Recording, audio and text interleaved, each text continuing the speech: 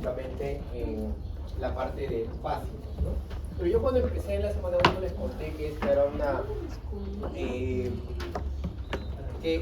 era una especialidad, un curso clínico, básico clínico. ¿Se acuerdan? Que era mixto, ¿no? Que era el puente entre las ciencias básicas y la... Bien, justo nos toca llevar eso ahora. Así que vamos a ver el resumen de clínica y por lo tanto vamos a romper un montón de mitos en este libro. Hoy la sección de rompiendo mitos con los cabellos va a ser más larga. Vamos a tener más mitos y vamos a desestimar muchas creencias que hemos tenido en el pasado. Sobre todo las que vienen de TikTok y las que te cuenta tu tía religiosa. Muchas creencias. Primero, esta diapositiva habla de anatomía del vaso sanguíneo. La pregunta que siempre hacemos en tu clase: ¿no me pagan por enseñar anato-física? No.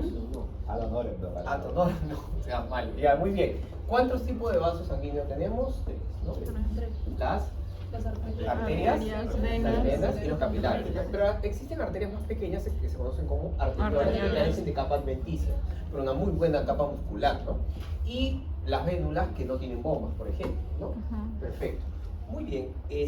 Recuerden ustedes que las capas son cruciales para entender las afecciones de los vasos sanguíneos. Esta semana en práctica, con el doctor Martos y la doctora Constantino, van a tener enfermedades de la túnica media, la vasculitis de pequeños vasos, y la túnica adventicia, que son las vasculitis de ¿quiénes? Grandes vasos, ¿no? Muy bien, además van a tener, creo que las dos complicaciones más frecuentes de la disfunción endotelial en las venas, que es el tromboembolismo venoso, ¿no? También, así que hay que estar bien preparados. Muy bien. Aquí están las capas que no vamos a hablar. Aquí tampoco vamos a hablar sobre esto. Oh, sí, esta diapositiva me parece importante. Esta célula es la célula endotelial. Cuando yo era estudiante, en las épocas, está bien, la edición del Guyton solamente mencionaba las funciones del endotelio como las que ven ustedes aquí. Su función era nada más que de intercambio gaseoso, de intercambio de nutrientes. O sea, para eso nomás servía nada más. ¿Qué significa esto? Que el endotelio tenía una función muy básica, entonces los estudiantes de medicina dicen, endotelio, ya solamente nutrientes y oxígeno, se acabó, nada más. Oye, tranquilo, no, eso no sucedió. Para la edición del Guyton que estudian ustedes, las cosas son muy diferentes, pues, ¿no? ¿Qué cosa vemos? El estado activado del endotelio. El endotelio no puede ser tan pasivo, es un órgano muy potente fisiológicamente, se encarga de dirigir un montón de funciones, como por ejemplo la coagulación. Ya lo hemos venido diciendo hace tiempo, ¿no? El endotelio se encarga de llamar a las plaquetas, de expresar el factor tisular, de tener su P-selectina, etc., ¿no? ¿Qué más? El endotelio es capaz de constriñir a la capa media, puede hacer que los músculos lisos se constriñan y disminuyan la luz, disminuyendo el flujo y por lo tanto disminuyendo la velocidad del líquido. Si disminuye la velocidad del líquido, mejor intercambio gaseoso e intercambio de nutrientes. Muy bien, el endotelio puede inclusive fabricar sustancias que son bactericidas para matar bacterias u otros microbios. El endotelio entonces activo tiene un montón de funciones, ¿comprendieron? Muy bien, ¿por qué debo saber eso? Bueno, no se olviden, siempre en la clase de contracabellos es primero enceramos y luego pulimos, ¿no? Porque Miyagi dijo que eso es lo que se tiene que hacer para una buena batalla. Bien, preparándonos para el futuro, vamos a hablar de ciencias básicas para meternos en la vida. Esto yo ya lo expliqué en la clase de teoría previa, ¿no? Para la de shock, pues, ¿no? Para que les hice un pequeño repasito, ¿se acuerdan? Sí, muy bien. ¿Qué vieron ustedes? Que presión arterial es lo mismo que gasto cardíaco multiplicado por resistencia vascular periférica, ¿cierto? El gasto cardíaco depende enteramente de la bomba cardíaca, se refleja en la presión sistólica, la que ven ustedes acá. La presión sistólica en 120 en un ser humano perfecto, muy bien. Y la resistencia periférica, que depende enteramente de la resistencia de los vasos, ¿no? Cómo se constriñen las arteriolas. Y la resistencia periférica se refleja con una presión arterial, la diastólica. ¿Se acuerdan de eso? ¿Sí? ¿Dudas hasta ahí? ¿Alguno? Muy bien. Esta persona es una persona perfecta, 120-70 de presión. ¿Existe el ser humano perfecto? No, de repente Lionel Messi, ¿no? Podría ser. Ya. Pero fuera de Leo, no tenemos otro ser humano perfecto. ¿Qué debemos aprender nosotros? Primer mito roto. Si es que yo me tomo la presión y sale diferente a 120-70, ¿estoy enfermo? No, sería un absurdo, ¿cierto? ¿Por qué? Porque la misma persona puede tener presiones diferentes en ambos brazos. En uno puede ser el 120-70, en otro 122-73. Y no pasa nada. ¿Qué otra cosa más? En el mismo día las presiones pueden variar. Es más, en los mismos 10 minutos. ¿Comprendieron? Las presiones pueden variar en 10 minutos dependiendo de cómo tu corazón lata y cómo se ajuste la construcción de tus vasos. La sistólica y la diastólica se pueden mover en una hora cuanto quieras. Si yo ahorita, por ejemplo, consigo una entrada, mi corazón va a empezar a latir más rápido de emoción, ¿cierto? Y eso va a cambiar notablemente la presión arterial que tengo. ¿Estoy enfermo?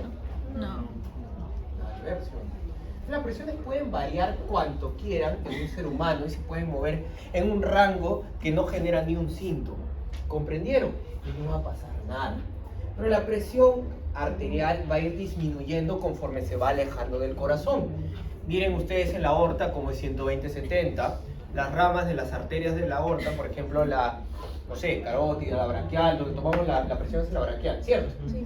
La braquial está muy parecida a la de la aorta, muy bien, pero ya llegando a los capilares, la presión es muy bajita.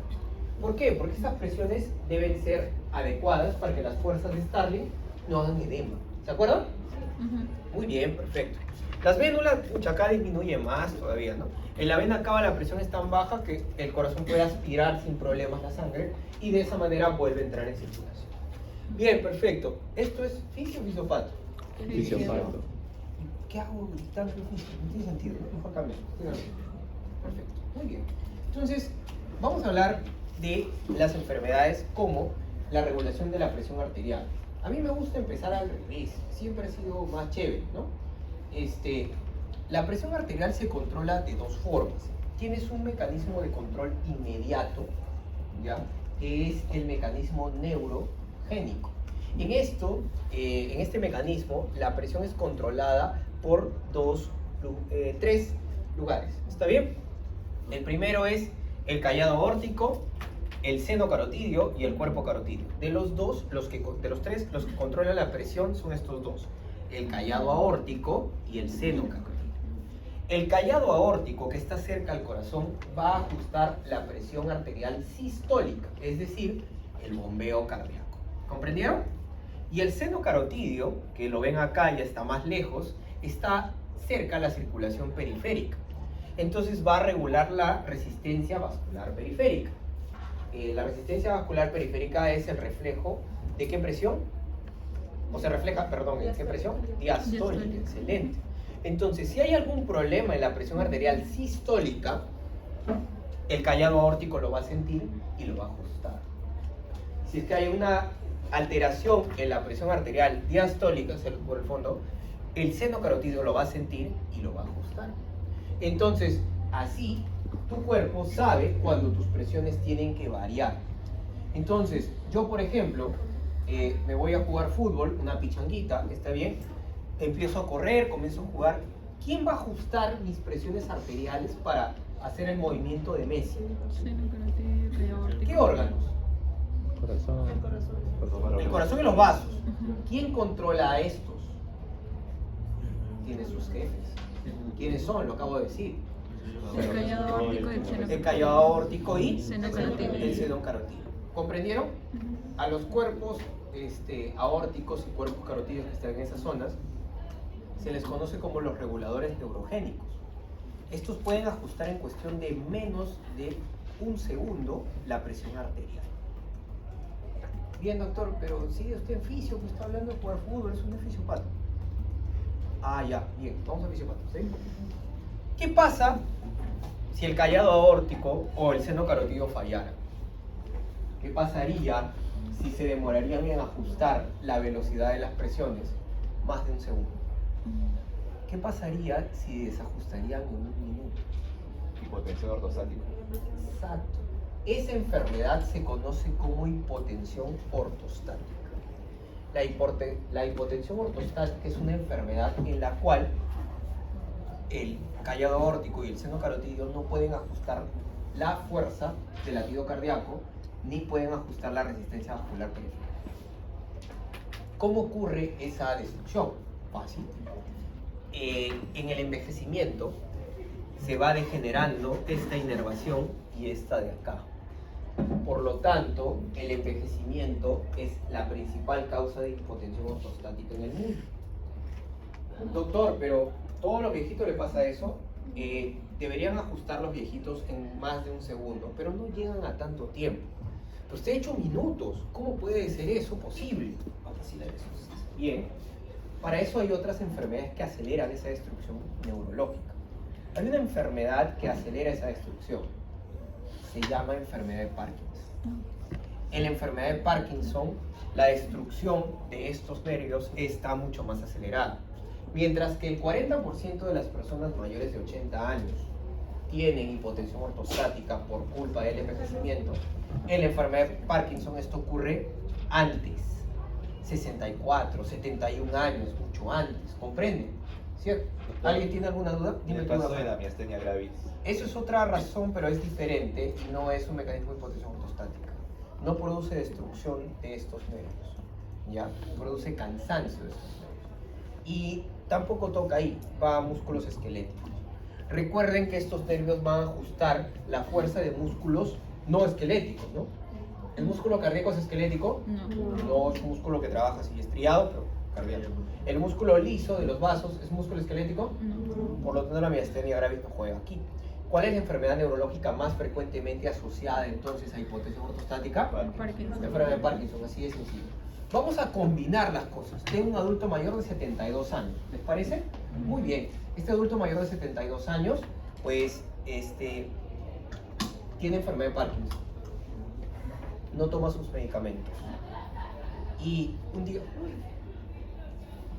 Gracias. Eso no pasa en un PC.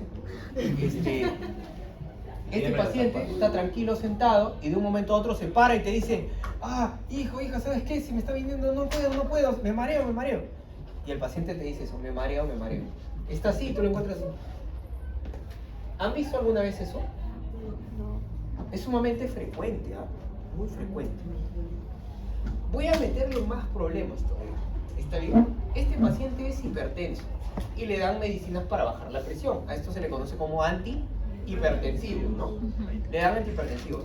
Pero este abuelito es un abuelito que no ve bien y se confunde las pastillas y se tomó 3 de sus antihipertensivos en la mañana en vez de hacerlo cada 8 horas. Tiene 82 años, tiene enfermedad de Parkinson y se ha tomado 3 tabletas contra la presión. Sería una hipotensión inducida por fármacos, además de ¿La vejez? la hipotensión ortostática. La vejez no es una enfermedad y la vejez es algo que a mí me duele como geriatra. Digo otra palabra como envejecimiento. Gracias. Me duele. Entonces, la hipotensión ortostática es lo que ha sucedido. La hipotensión inducida por fármacos es un tipo de hipotensión ortostática. Doctor, y en el caso en el que se le dé bastante dosis, en el caso que usted mencionó, ¿se podría dar un shock distributivo? No va a ocurrir shock distributivo. Va a ocurrir un shock. ¿De qué tipo? Dependiendo del antihipertensivo, cuidado, ¿no? Si son diuréticos va a dar hipovolémico y si es, por ejemplo, un calcio antagonista va a ser distributivo. Pero eso ya es otra historia. ¿Comprendieron hasta ahí? Hipotensión ortostática, ¿sí? Muy bien. Doctor, ¿cuál es la cura de la hipotensión ortostática? En primer lugar, tienes que educar al paciente. El paciente, si ya tiene una hipotensión ortostática por envejecimiento, no puedo darle más medicinas, ¿no? Lo que tengo que hacer es enseñarle a pararse. Primero, abuelito, no te pares directamente. Siéntate, espera 3 minutos, luego párate con una silla al costado, espera 3 minutos más y luego camina. Porque como el tuyo es por envejecimiento, al final va a ajustar la velocidad de todo, solo que va a demorar más. ¿Comprendieron? Al menos de esta clase no vamos a tener algún error absurdo farmacológico. ¿Dudas, Bailón? Digamos que es hipertenso En mi caso, ¿qué he dicho?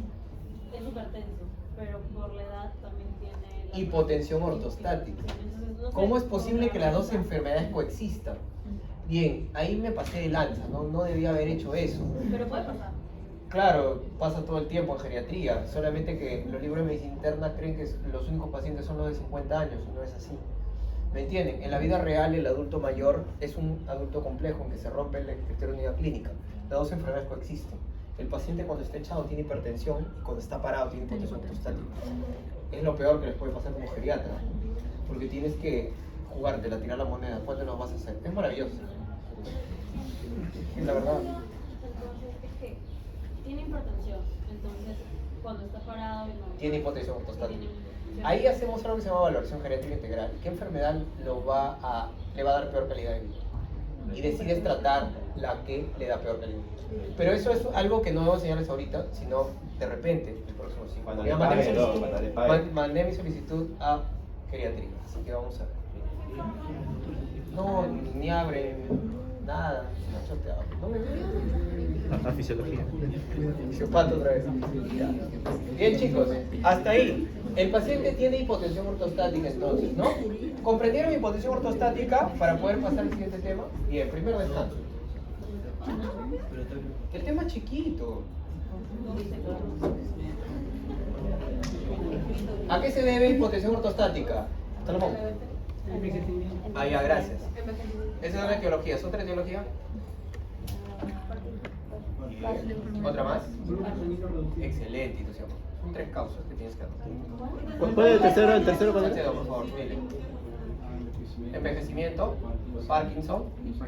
Esas son las causas más frecuentes. Oye, yo lo escucho perfecto. Allá. Envejecimiento, Parkinson, inducida por fármaco. El fármaco peor.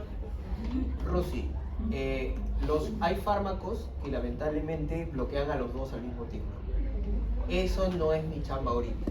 Cuando tú tranquila, en algún momento me van a aceptar y te voy a enseñar.